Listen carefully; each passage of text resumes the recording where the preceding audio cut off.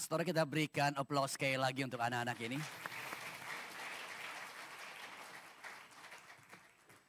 Saudara, setiap kali ketika anak-anak menaikkan pujian, ya apapun itu selalu menjadi daya tarik tersendiri. Ya, mulai dari dia berani loncat di situ sebelum menyanyi, mulai dari dia lihat papi maminya duduk dia langsung angkat tangan begitu, bodoh banget begitu, ya seakan-akan dunia milik dia dan papi maminya, sampai ketika anak-anak nyanyi, fales pun enak jadinya, heran. Ya. Coba bayangkan kalau saudara dan saya yang maju ke depan, loncat-loncat begitu. Kira-kira saudara akan dilirik kayak apa begitu jadinya. Ya. Tetapi itulah kekuatan daripada sebuah ketulusan. Ya.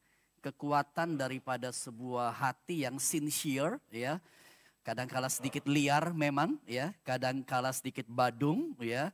Tetapi hati yang tulus, dan menurut saya itulah sebabnya Tuhan berkata anak-anak yang mempunyai kerajaan sorga. Ya, dan biarlah setiap kita hidup di dunia ini, ya kita juga belajar untuk hidup terus lurus, hidup terus benar. Dan at the end kita seperti pujian tadi, kita akan betul be a light, ya, menjadi terang, menjadi terang. Tuhan memberkati setiap kita, khususnya para orang tua yang senang melihat anak-anakmu. Saya lihat saudara sudah foto, saudara sudah buat rekaman, ya. Tetapi yang lebih penting dari itu, be a light untuk anak-anakmu, ya. Jangan cuman fotoin, ya, jangan cuman buat video, tapi pulang rumah nyebelin anak-anakmu. Ya, jangan sampai begitu. Setelah kita akan berdoa bersama, mohon anugerah Tuhan. Kami bersyukur untuk anugerah-Mu, kami bersyukur Tuhan berikan anak-anak yang begitu polos, yang begitu tulus. Dan banyak hal Tuhan kami belajar daripada mereka. Dan kami berdoa memberkati anak-anak ini, Tuhan memimpin. Khususnya juga para orang tua yang ada, bahkan seluruh kami yang adalah para orang tua bagi anak-anak kami. Pakai kami juga untuk betul-betul membawa anak-anak kami di dalam Kristus, dan keberadaan kami menjadi keberadaan yang menjadi saksi yang hidup melalui seluruh apa yang kami nyatakan dalam relasi dengan anak-anak. Hamba berdoa Tuhan berkati setiap keluarga. Dan saat ini Tuhan kami akan merenungi firman-Mu, Tuhan memberkati kami dengan firman-Mu, Tuhan yang materaikan firman itu di tengah-tengah kami. Dengar doa kami, dengar permohonan kami ya Tuhan. Hanya di dalam nama Tuhan Yesus kami berdoa. Amin. Selamat siang Bapak Ibu dan Saudara yang dikasihi dalam Tuhan Yesus Kristus. Saudara, tema kita hari ini adalah kita akan berbicara berkaitan dengan membangun spiritualitas Kristen. Khususnya kita akan bersama melihat di dalam konteks identitas dan pelayanan. Saudara, saya hendak memulai perenungan ini dengan apa yang menjadi let's say subtitle daripada tema membangun spiritualitas Kristen, khususnya berkaitan dengan identitas dan pelayanan. Saudara, kata ini kalau saya mungkin boleh sedikit lebih menyederhanakan atau membuat lebih konkret, maka saya boleh katakan ini berbicara mengenai identitas dan aktivitas.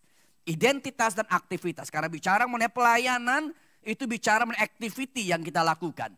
Nah saudara, saya ingin kita sedikit berpikir ya. Ketika berbicara mengenai identitas dan aktivitas, identitas dan pelayanan, saudara, pertanyaan saya, mana yang lebih penting? Mana yang lebih penting? Saudara, saya ingin saudara boleh diskusi 1-2 menit dengan kiri kananmu, saudara boleh ngobrol. After itu saudara nggak boleh ngobrol. Jadi pakai kesempatan dengan baik, saat ini saudara boleh ngobrol. Tapi ngobrolnya adalah diskusi, menurut saudara identitas dan pelayanan, mana yang lebih penting? Silakan diskusi sekarang, mulai 1-2 menit.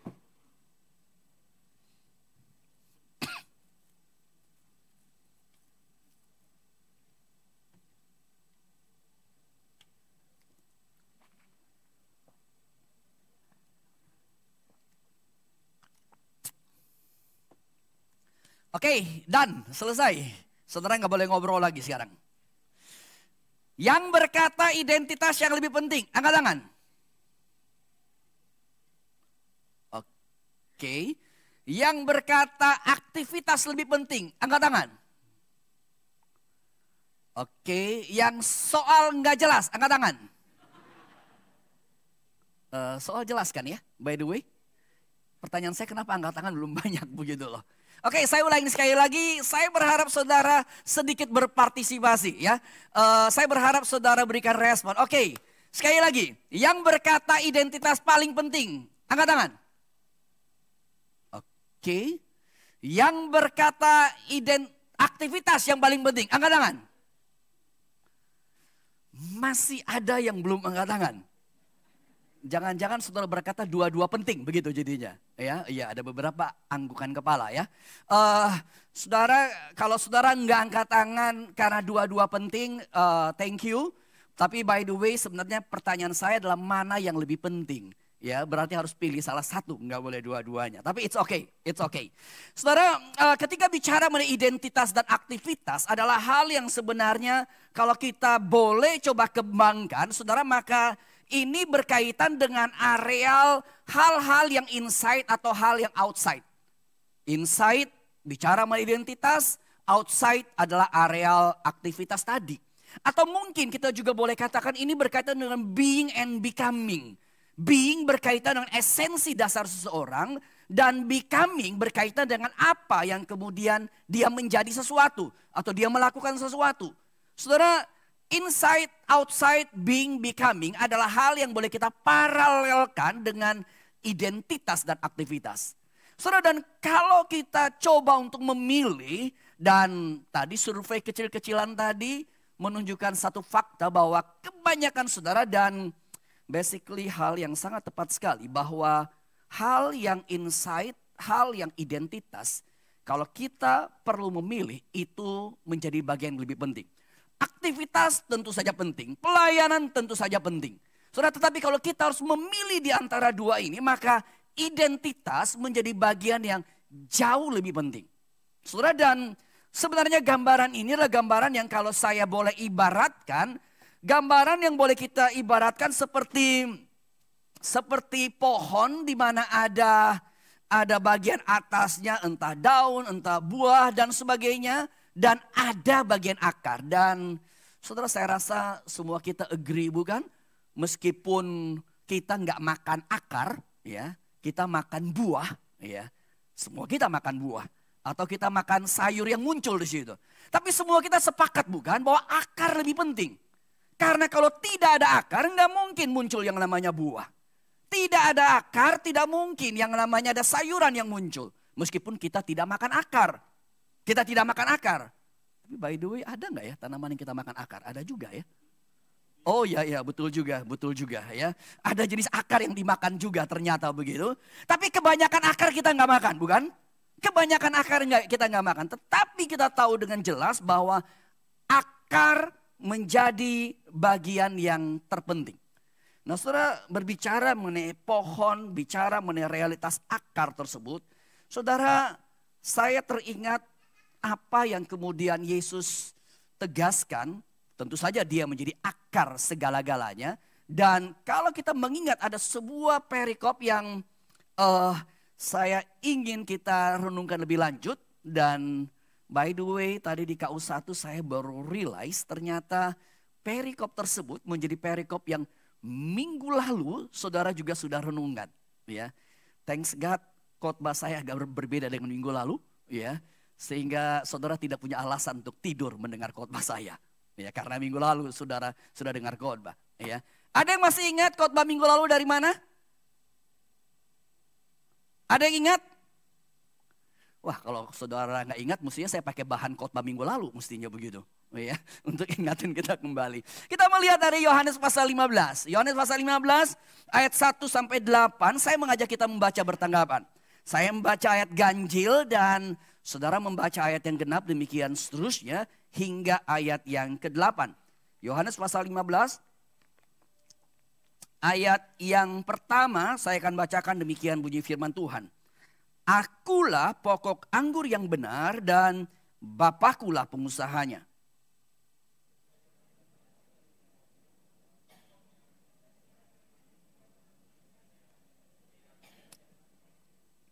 Kamu memang sudah bersih karena firman yang telah kukatakan kepadamu.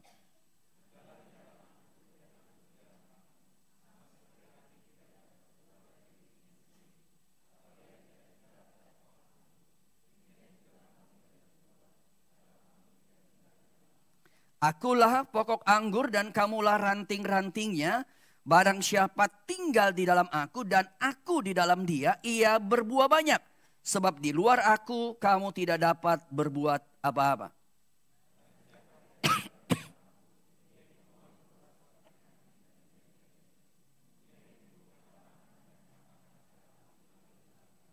Jikalau kamu tinggal dalam aku dan firmanku tinggal dalam kamu, mintalah apa saja yang kamu kehendaki dan kamu akan menerimanya.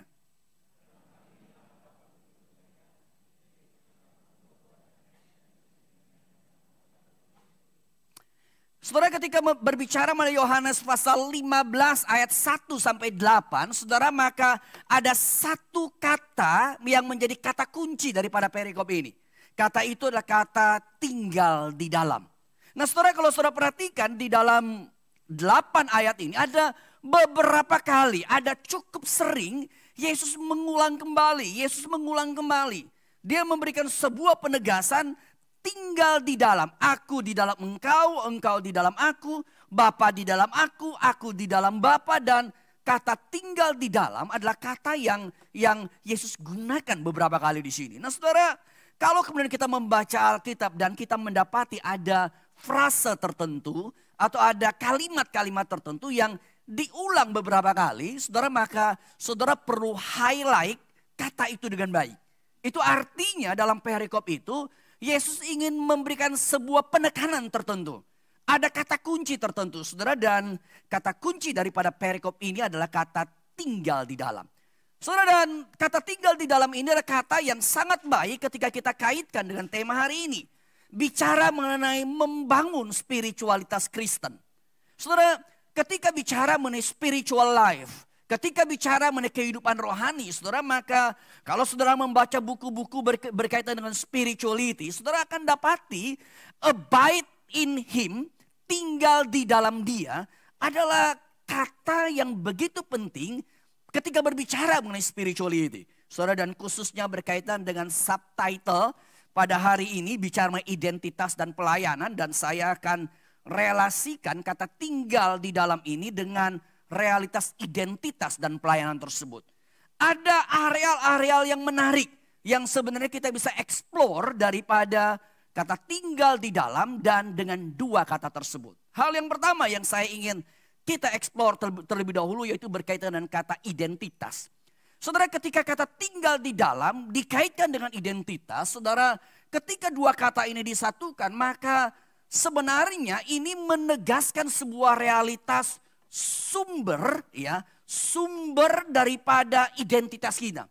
Yesus berkata, akulah pokok anggur dan setiap kita adalah ranting-rantingnya. Ketika kita tinggal di dalam pokok anggur, yaitu Kristus. Saudara, maka di sini kita bicara mengenai sebuah sumber dan sumber itu menjadikan realitas diri kita menjadi realitas yang berbeda. Saudara, saya menggunakan istilah di dalam ayat 15 ayat 4 ketika Yesus berkata, aku di dalam kamu, kamu di dalam aku. Maka kata ini, kata tinggal di dalam yang Yesus kaitkan aku di dalam kamu, kamu di dalam aku. Ini menjadi sebuah penyatuan diri antara Allah dan kita. Antara Kristus dan kita. Atau bahasa yang kadangkala dipakai dalam bahasa teologi adalah kata union with Christ. Kita menjadi satu dengan Kristus. Kita disatukan dengan Kristus. Nah, saudara, ketika bicara mengenai penyatuan ini, saudara, maka ini berbicara mengenai sebuah identitas yang tidak tergoyahkan. Sebuah identitas yang tidak tergoyahkan. Saudara, kenapa saya menggunakan kata tidak tergoyahkan? Saudara, kita berada pada sebuah zaman, ya. Zaman saat ini adalah zaman yang boleh saya katakan pada sebuah zaman yang penuh dengan confusion. Sebuah kebingungan. Saudara, menarik sekali kita berada pada sebuah zaman di mana informasi banyak. Data banyak. Bahkan saudara khotbah, saudara bisa tinggal browsing aja. Atau saudara bisa tanya kepada ChatGPT, dikeluarin khotbah. Saudara data banyak, data banyak. Dan thanks God, connection wifi kita rata-rata biasa unlimited bukan? Artinya saudara bisa dapat apapun. Tapi yang menarik daripada zaman di mana data begitu banyak, tetapi justru berhadapan dengan data begitu banyak, kita juga kerap kali diombang-ambingkan oleh beragam hal tersebut. Saudara, kita berada pada sebuah dunia yang kita seperti terombang-ambing. Satu sisi banyak informasi, satu sisi kita gampang akses data, tapi di sisi yang lain justru data-data itu adalah data yang mengombang-ambingkan kita. Belum lagi kita diperhadapkan pada realitas dunia yang semakin kompleks. Kita menjadi begitu capek dengan traffic yang ada, kita begitu letih dengan segala tekanan-tekanan hidup dan saudara, menarik sekali kita berada pada sebuah zaman di mana pada zaman ini isu yang namanya mental health ini menjadi sebuah isu yang common, sebuah isu yang umum. Saudara, anak-anak zaman sekarang betapa seringnya mereka berkata saya punya isu mental health. Ya. Saya depresi lah, saya stres lah, bahkan kita berhadapan dengan realitas-realitas yang ada anak-anak yang at the end mereka bunuh diri. Kita berada pada realitas tingkat bunuh diri lebih tinggi. Saudara, apa yang terjadi sebenarnya? Fenomena-fenomena ini menjadi sebuah fenomena yang menunjukkan anak-anak itu ada pada zaman di mana data banyak, tetapi ada sebuah akar yang tidak kuat. Sehingga ketika berhadapan dengan gelombang hidup, ketika berhadapan dengan mungkin ada teman yang menolak dia, ada teman yang membuli dia. By the way, tentu saja kita tidak boleh menjadi orang-orang yang menolak orang lain, membuli orang lain. Tapi kadangkala itu terjadi dan kadangkala kita menjadi korbannya, kita tidak dihargai, kita tidak diterima, kita ditolak, kita dibuli. Saudara, sehingga realitas-realitas ini membuat hidup kita tuh menjadi hidup yang oleng sebenarnya. Hidup yang oleng. Nah saudara, di tengah-tengah dunia yang semakin hari membuat hidup semakin sulit. Dunia yang semakin hari membuat hidup semakin galau. Saudara, dan dengan fenomena sosial media, saudara, kadangkala kita harus eksis di tengah-tengah dunia ini. Dan yang kita dapat bukan eksis yang diterima, tapi kita ditolak. Nah saudara, di tengah-tengah kondisi seperti itu, maka kalau kita kembali kepada Alkitab di dalam bagian ini menarik sekali. Alkitab mencatat ketika Yesus adalah pokok anggur dan kita adalah rantingnya. Ketika Yesus di dalam kita dan kita di dalam dia, saudara, maka ini menjadi sebuah penyatuan yang memberikan sebuah identitas yang baru. Yaitu sebuah identitas di mana saudara dan saya ada di dalam Kristus. Saudara, realitas ada di dalam Kristus ini adalah sebuah realitas yang sangat besar sekali. Karena ketika kita ada di dalam Kristus, maka story-nya bukan story-nya kita lagi. Tapi story-nya adalah story Kristus. Dan story Kristus adalah story yang besar. Story Kristus adalah story yang tidak tergoyahkan. Story Kristus adalah story yang sangat solid. Saudara, saya kadangkala menggambarkan hal tersebut dengan suatu rumus matematika yang saya sebut rumus matematika Kristen. Ya. Saudara tahu tanda yang satu ini? Ya. Tahu tandanya? Saya akan kasih soal setelah ini. By the way, mohon maaf saudara, hari ini dengar khotbah saudara harus sedikit belajar matematika Kristen, ya, sedikit diskusi, ya, karena saya berharap saudara tidak dengar, diam dan kemudian melek sendiri begitu jadinya, ya. Tapi saya perlu memastikan saudara berkonsentrasi dengan baik. Oke, saudara tahu tanda ini tanda apa? Tanda tidak berhingga, ya, tanda tidak berhingga. Tanda tidak berhingga adalah sebenarnya menurut saya tanda matematis yang mewakili Allah kita. Karena Allah kita adalah Allah yang tidak berhingga. Nah sekarang matematikanya. 1 ditambah tidak berhingga, hasilnya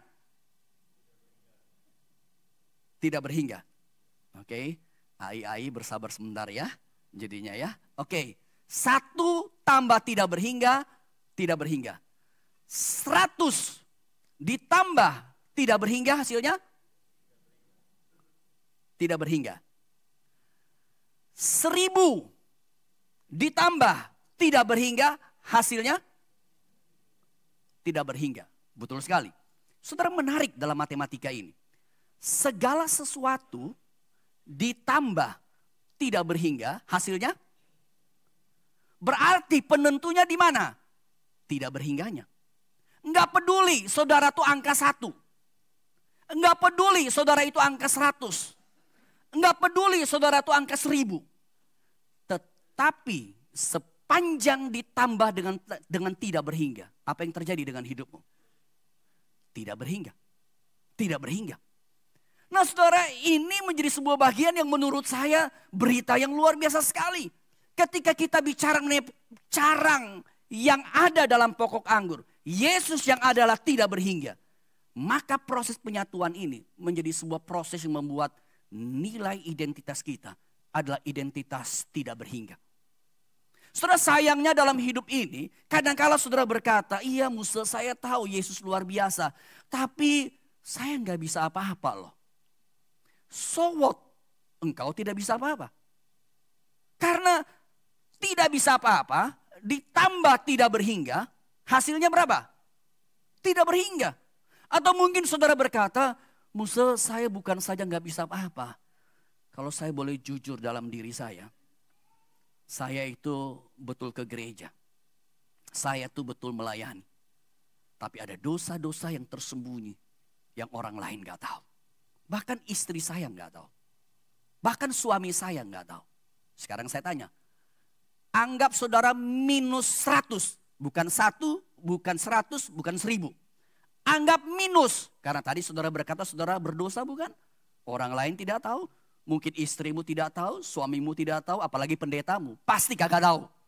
Yang tahu cuma saudara sendiri. Berarti saudara minus 100. Pertanyaan saya. Minus 100 ditambah tidak berhingga. Hasilnya berapa? Hah? Oh, menarik sekali. Minus 100 loh. Ditambah tidak berhingga. Hasilnya tidak berhingga. Nah saudara, ini yang menarik. Ketika Yesus berkata tinggal di dalammu, maka yang terjadi tinggal di dalam itu menjadi sesuatu yang merubah hidup kita. Selama kita di dalam Kristus, maka saudara ingat, jangan hidupmu dipengaruhi oleh dunia ini. Hidupmu dipengaruhi oleh berapa banyak orang yang like dengan postinganmu. Hidupmu dipengaruhi oleh berapa orang yang kasih komen terhadap dirimu. Atau bahkan sebaliknya, hidupmu dipengaruhi oleh segala nilai diri yang mungkin penuh dengan dosa. Dosa tentu saja harus diberesin. Saya tidak berkata, wah kalau begitu Musa bagus juga. Saya dosa-dosa aja begitu. Ditambah tidak berhingga hasilnya tidak berhingga. Ya udah saya main-main dengan dosa.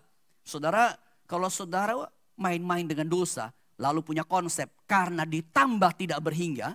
Maka hasilnya tetap tidak berhingga. Maka saudara ingat, tidak berhingga ini bukan pribadi yang mati. Bukan benda. Tapi ini Kristus sendiri. Sehingga kalau saudara tahu dosa saudara tidak berbenah, main-main. Lalu berpikir ditambah tidak berhingga. Maka Yesus nggak mau ditambah dengan engkau. Yesus berkata enyahlah engkau.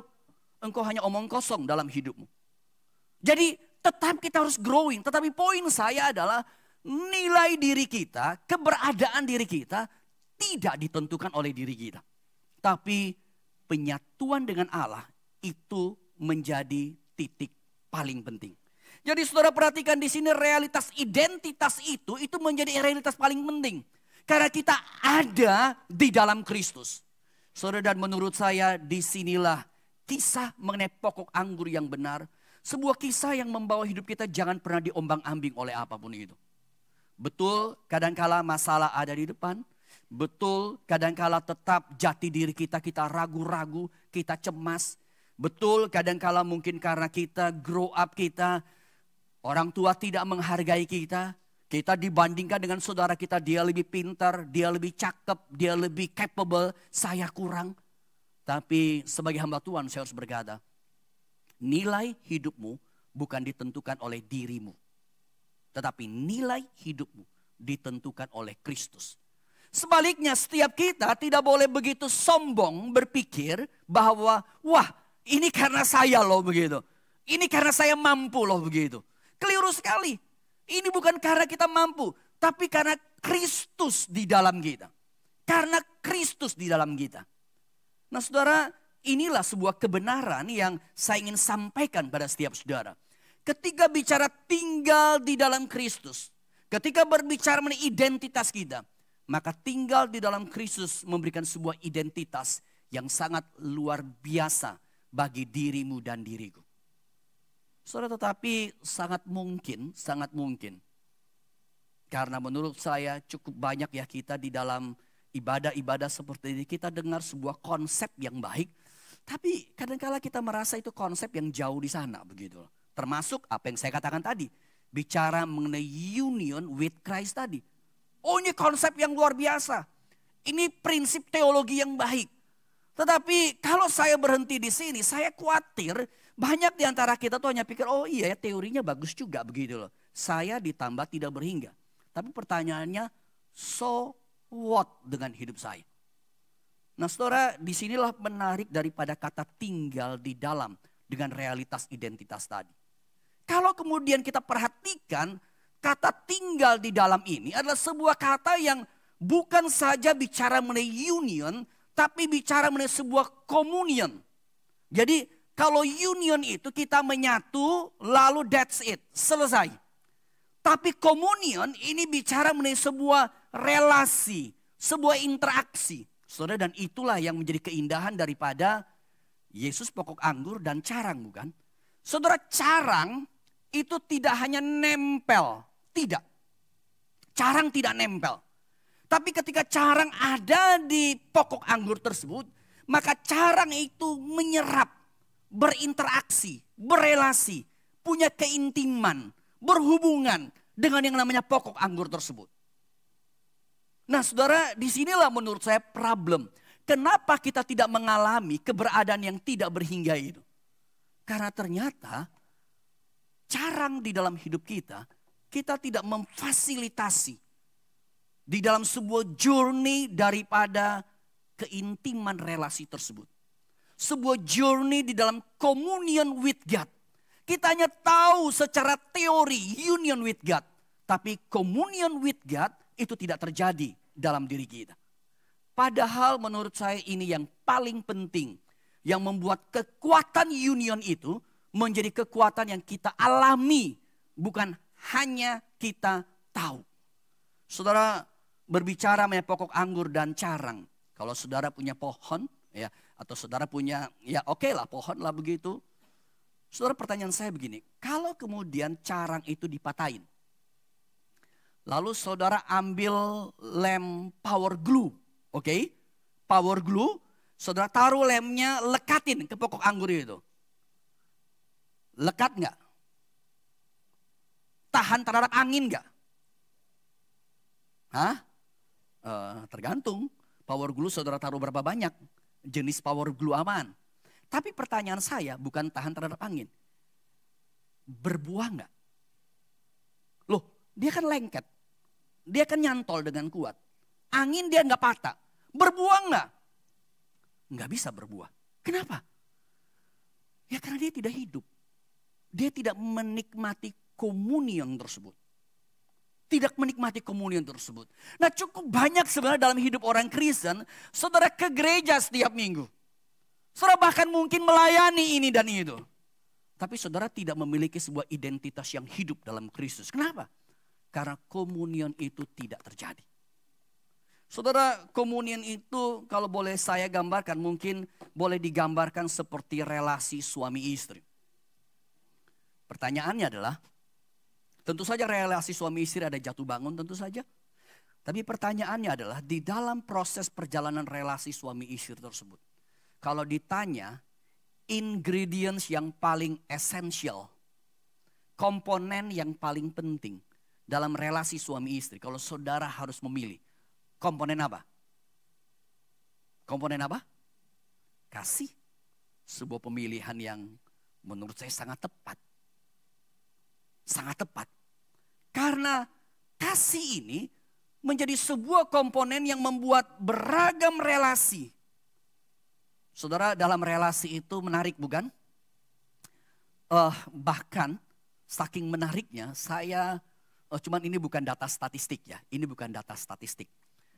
Saya cukup banyak mendapati suami istri itu kerap kali itu, kalau saya tanya saudara, cenderung suami istri kutubnya kutub senama, istilahnya kutub senama dulu ya, atau tak senama.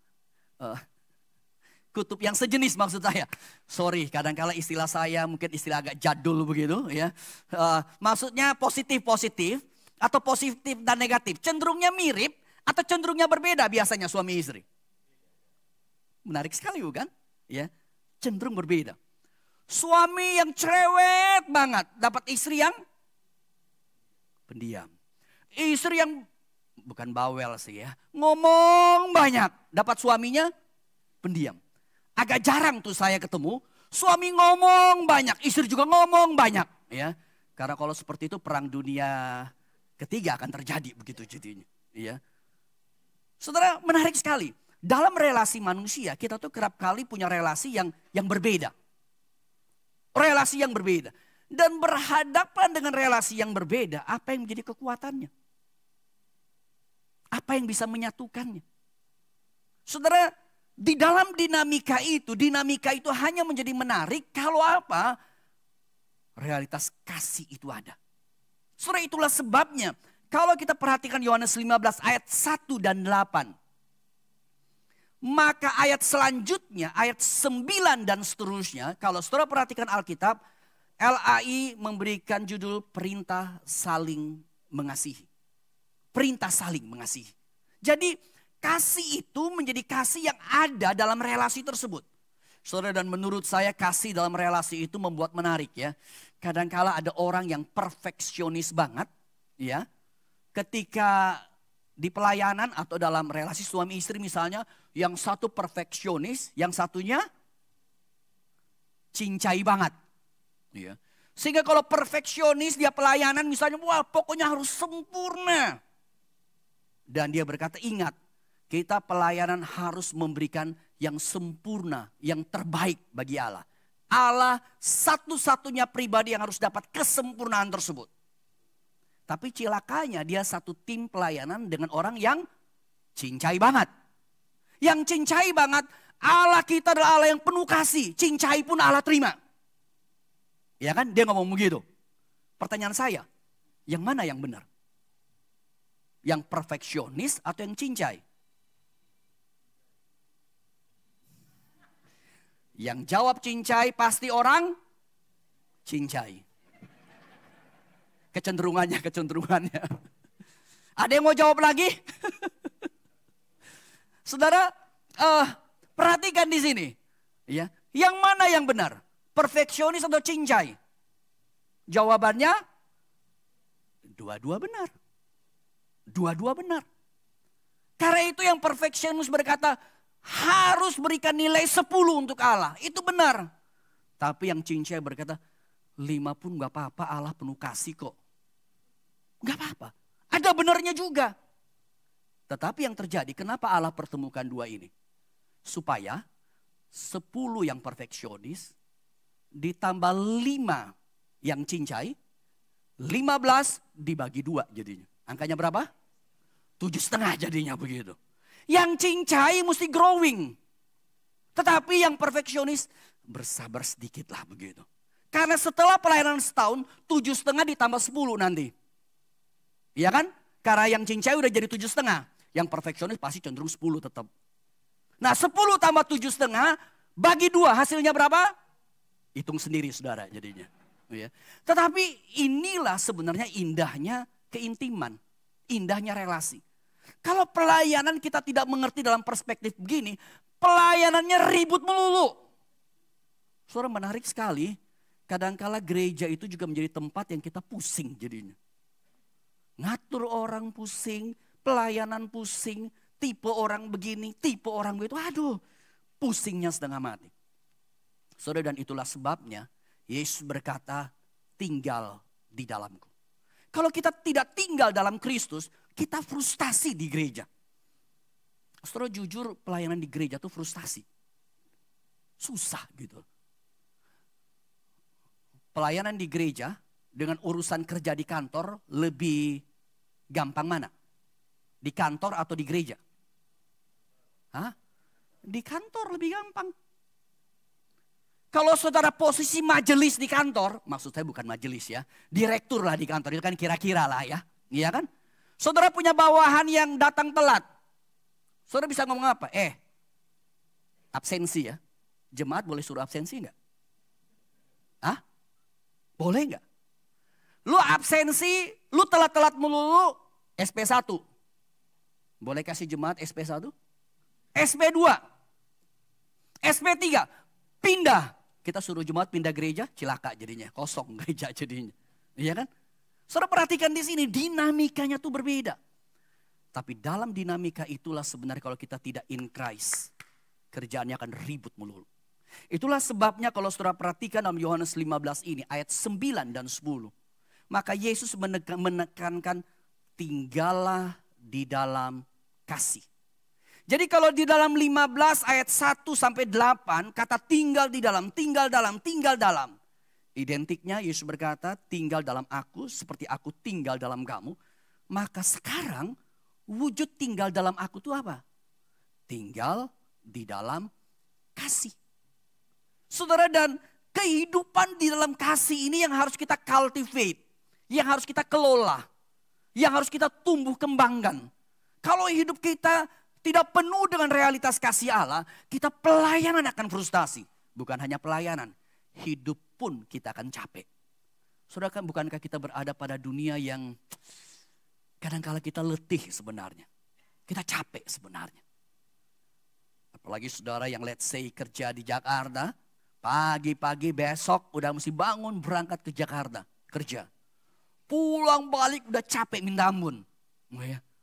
Dan hidup itu letih sekali.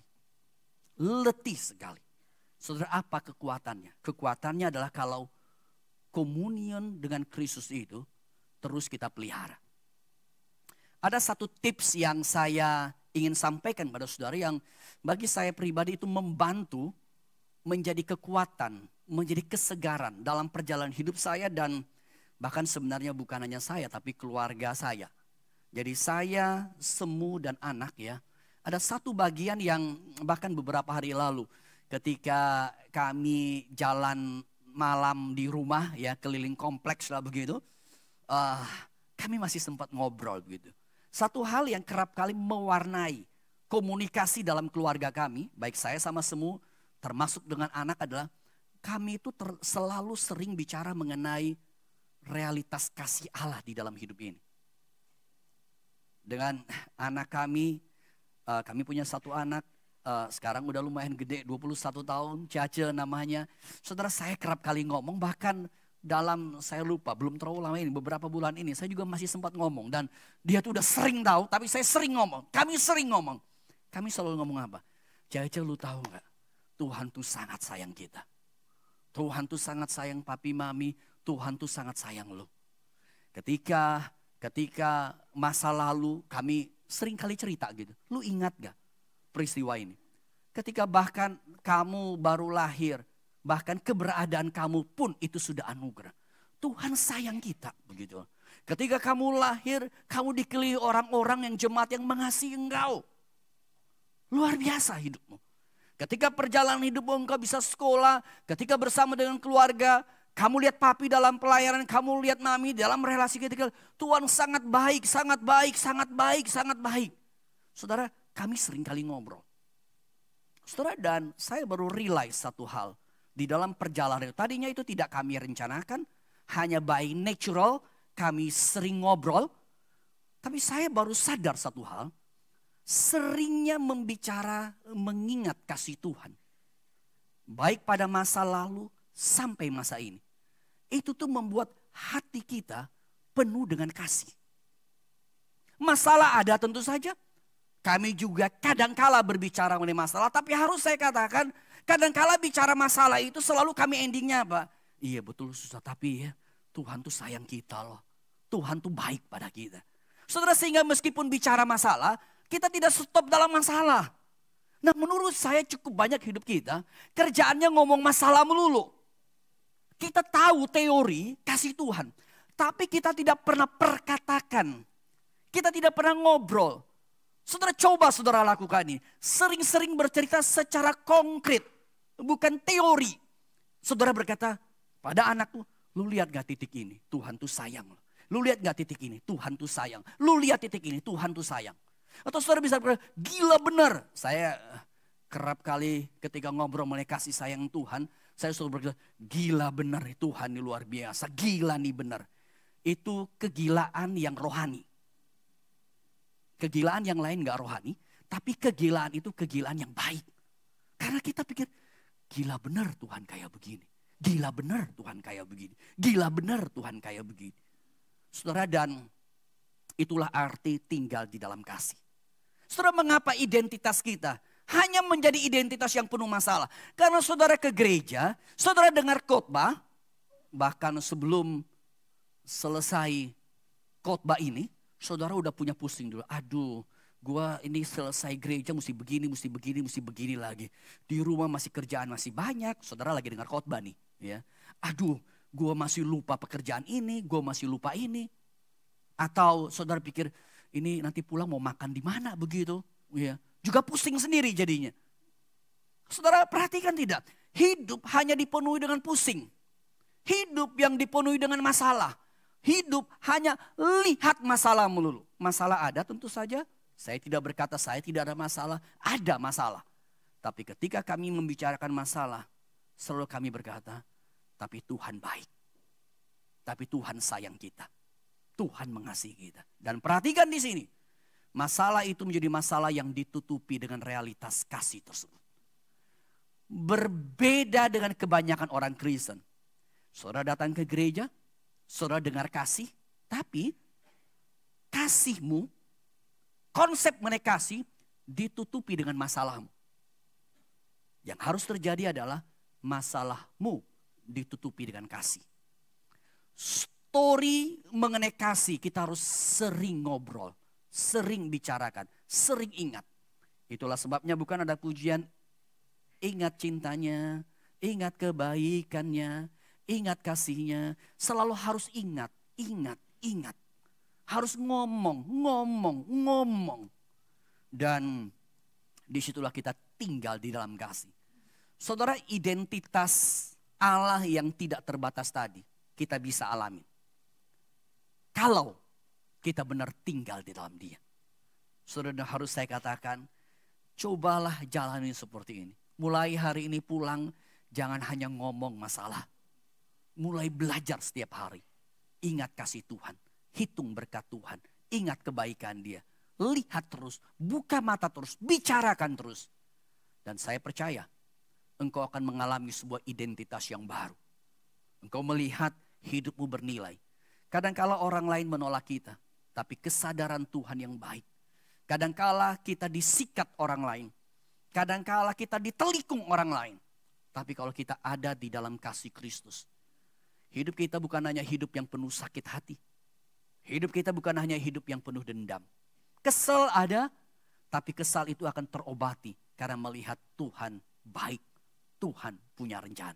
Saudara, ini adalah hal yang pertama. Ketika berbicara mengenai tinggal di dalam, yang pertama saya kaitkan dengan identitas tadi. Identitas tadi. Hal yang kedua berkaitan dengan subtitle kita, identitas dan pelayanan. Hal yang kedua berkaitan dengan pelayanan. Kalau identitas tadi dengan tinggal di dalam menurut saya sebagai sumbernya, dasarnya. Maka di dalam pelayanan ini saya akan kaitkan dengan outputnya. Tapi sama dengan tinggal di dalam.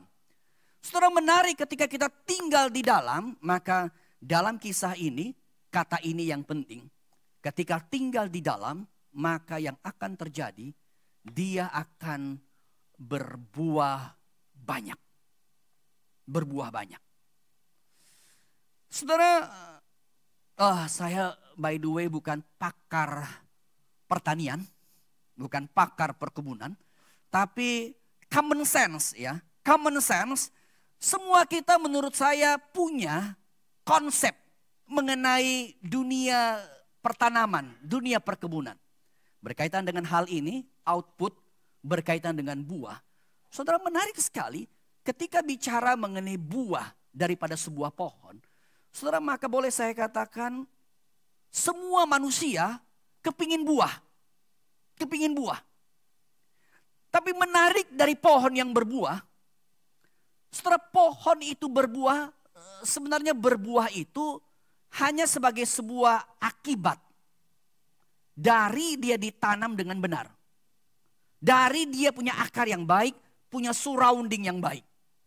Jadi buah itu, nah cuman susahnya gini. Karena kita kepingin buah, kita stres kalau pohon gak berbuah. Kita stres. Kok gak buah-buah begitu loh jadinya. Kok gak buah-buah. Saudara, tetapi dalam dunia perkebunan, pertanaman, buah gak usah dipusingin. Kalau akarnya baik, kalau surroundingnya baik, outputnya pasti akan terjadi. Karena buah itu pada dasarnya hanya sebuah akibat sebenarnya. Hanya sebuah akibat. Itu bukan penyebabnya. Kalau sebabnya baik, yaitu akarnya baik, surrounding sekelilingnya baik, maka buah akan muncul. Saudara, itulah sebabnya kalau kita menanam pohon mangga misalnya, ambil contoh. Maka pesan saya, pastikan akar baik, pastikan surrounding baik, saudara berikan pupuk, saudara memelihara dengan baik, maka percayalah buah akan muncul. Pesan saya, saudara gak perlu tongkrongin setiap hari, lihat di bunganya kok gak muncul, gak muncul, gak muncul. Gak usah begitu. Ngurusin aja akarnya, ngurusin aja surroundingnya. Buah akan muncul. Jangan stres karena tidak berbuah. Karena tinggal tunggu waktunya, itu akan terjadi. Nah saudara, hidup juga begitu. Pernahkah saudara berpikir sudah jadi orang Kristen sekian lama, frustasi kok kagak berubah-berubah begitu loh. Kok buahnya kagak terlalu baik. Pernah saudara frustasi dengan itu? Entah karakter saudara kagak berubah. Entah pikiran saudara gak berubah, pikir yang jelek aja mulu. Pikir yang negatif aja mulu. Tutur kata saudara gak berubah. Tingkah lakumu tidak berubah. Saudara, pesan saya adalah jangan stres dengan semuanya itu. Cuman saya ingin memastikan engkau itu punya akar yang baik atau tidak. Di dalam Kristus benar-benar atau tidak. Akarnya bukan kamu, tapi di dalam Kristus. Dan surroundingnya baik atau tidak. Kalau itu baik, semuanya oke, bersabarlah. Bersabarlah. Akan ada waktunya tiba, hidupmu berubah. Akan ada waktunya tiba, hidupmu berubah. Saudara, ini yang terjadi. Dan sebaliknya sebenarnya, kalau tadi kok kagak berubah-berubah, ya. Kalau ini sisi yang lain, saudara merasa kok hidupmu oke banget begitu loh. Pelayanan luar biasa, segala sesuatu oke. Saudara dan saya gak perlu sombong. Karena itu karena akarnya yang membuat kita bisa berhasil. Bukan karena kitanya. Itu adalah grace alone. Semua hanya karena anugerah Allah. Saudara, semakin hari semakin melayani ke sini ya, saya semakin mendapati. Saya bisa melayani dengan baik. Bukan karena capability saya. Serius. Bukan karena jam terbang saya. Bukan karena kepintaran saya. Tapi ini by the grace of God. Hanya ketika betul saya di dalam Dia. Hanya betul ketika saya bersama dengan Dia. Kuasa Allah itu akan Tuhan nyatakan. Bukan sayanya. Ini grace alone. Saudara, sama ketika saudara melayani sebagai apapun. Tuntut hidup ada di dalam Dia. Dan kalau Tuhan berkati, semua hanya karena anugerah. Bukan karena kita. Tapi sebaliknya, kalau kita tidak berbuah, dan ini menjadi problemnya. Ini menjadi problemnya. Allah sangat menginginkan kita untuk berbuah banyak. Saudara, semua orang yang menanam beragam hal, pasti kita ingin melihat gambaran seperti ini. Kalau lihat pohon anggur misalnya, punya pohon anggur kayak gini seneng bener begitu loh. Ya, kita nggak perlu ke mana, ke pasar atau ke toko buah lagi begitu. Karena ini sangat fresh, sangat segar. Semua orang yang menanam pingin berbuah banyak. Allah pun seperti itu. Tetapi untuk proses berbuah ini, kita menyadari bahwa perlu ada yang ngurus. Akar baik tapi surroundingnya pertanyaannya. Nah itu yang perlu kita pertanyakan. Itulah sebabnya dalam Yohanes 15 mulai dari ayat pertama sebenarnya Yesus berkata, akulah pokok anggur dan Bapakulah pengusahanya.